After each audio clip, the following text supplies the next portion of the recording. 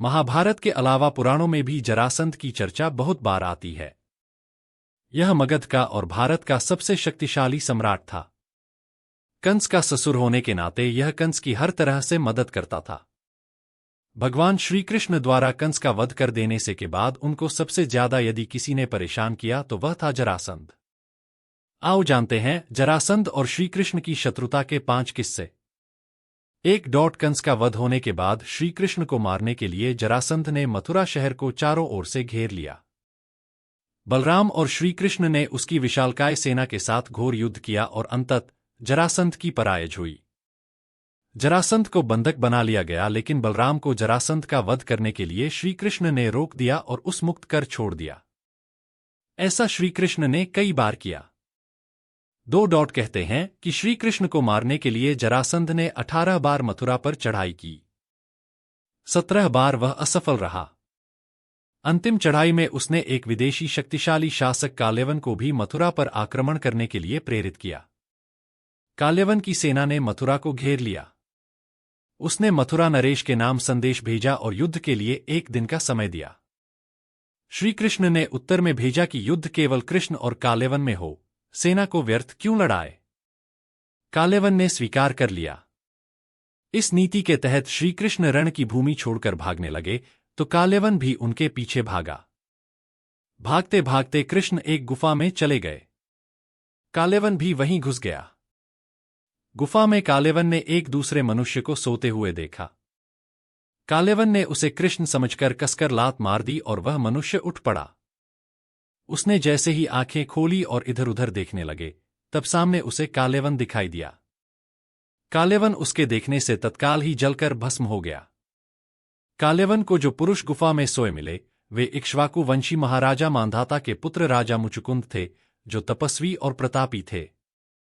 3 जरासंध का मित्र शिशुपाल था। शिशुपाल रुक्मिणी से शादी करना चाहता था। रुक्मिणी का भाई रुक्मी भी यही चाहता था।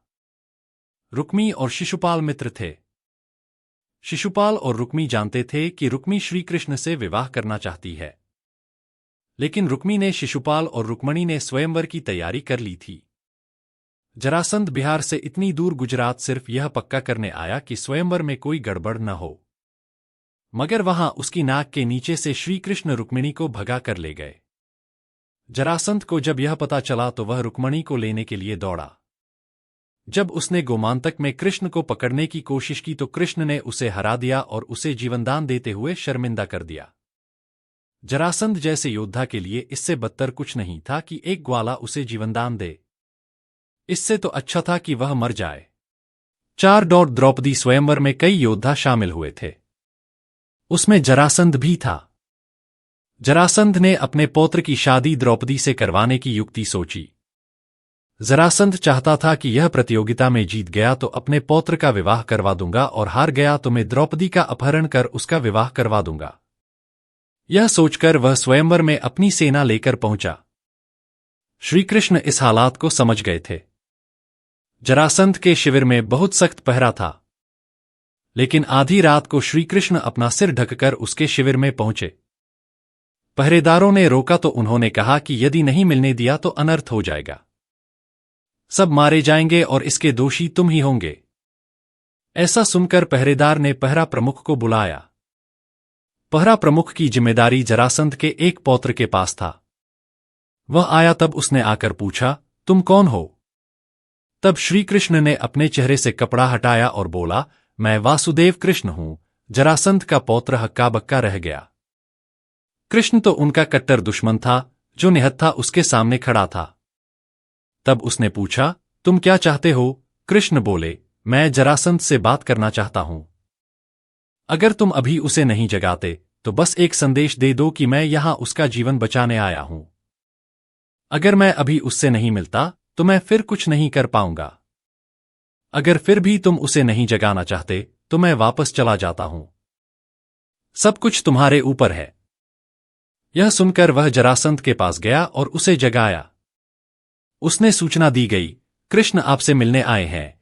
जरासंध को अपने कानों पर यकीन नहीं हुआ। क्या? वह आधी रात को मेरे शिविर में मुझसे मिलने आया है? उसकी इतनी हिम्मत! उसके दिमाग में तुरंत आया, क्या हम अभी उसे मार डालें? फिर उसके पौत्र ने उसे बताया कि कृष्ण ने उससे क्या कहा। कृष्ण अंदर आए तो जरासंध बोला, क्या बात करने आए हो? कृष्ण ने समझाया, आप द्रौपदी के स्वयंवर में आए हैं। हर किसी को पता है कि द्रौपदी से विवाह का मतलब द्रुपद से संबंध बनाना है। द्रुपद से संबंध का मतलब एक विशाल सेना से संबंध है। इसी वजह से इतने सारे राजा यहां जुटे हैं।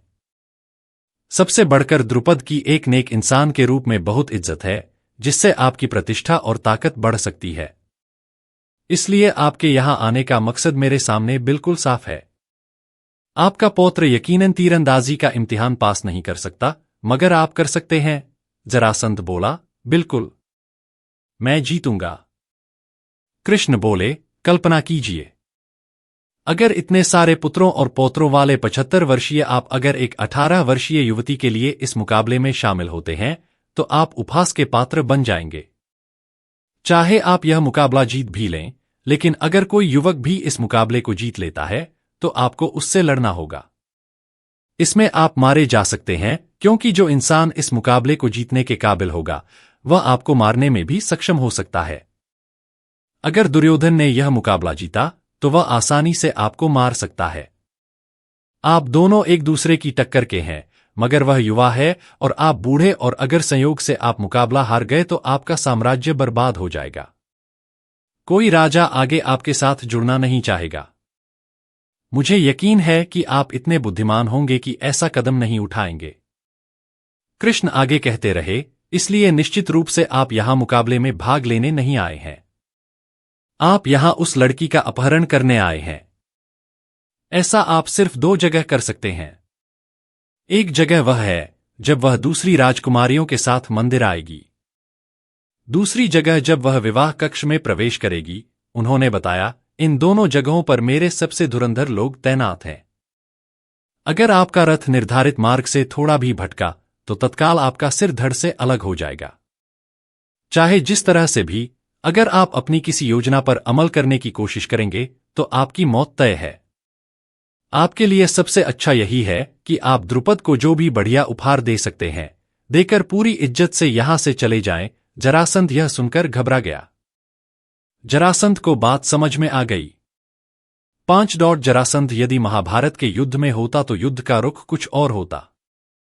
लेकिन श्री कृष्ण को मालूम था कि महाभारत का युद्ध होना है। उसके पहले ही उन्होंने कई महान योद्धाओं में से एक जरासंध को भी मारने की युक्ति सोची थी। दरअसल जरासंध को किसी भी तरह से नहीं मारा जा सकता था, क्योंकि उसके 2 टुकड़े होने के बाद भी वह पुनः जुड़कर जिंदा हो जाता था। एक बार श्री कृष्ण पांडवों के साथ उसका वध करने के लिए उसी के राज्य में गए और उन्होंने जरासंध के अखाड़े में ही भीष से उसको चुनौती दिलवा दी।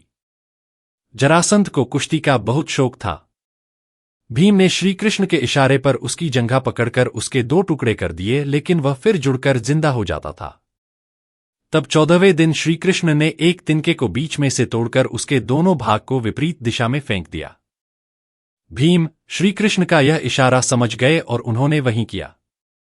उन्होंने जरासंध को 2 फाड़ कर उसके एक फाड़ को दूसरे फाड़ की ओर तथा दूसरे फाड़ को पहले फाड़ की दिशा में फेंक दिया। इस तरह जरासंध का अंत हो गया, क्योंकि विपरीत दिशा में फेंके जाने से दोनों टुकड़े जुड़ नहीं पाए।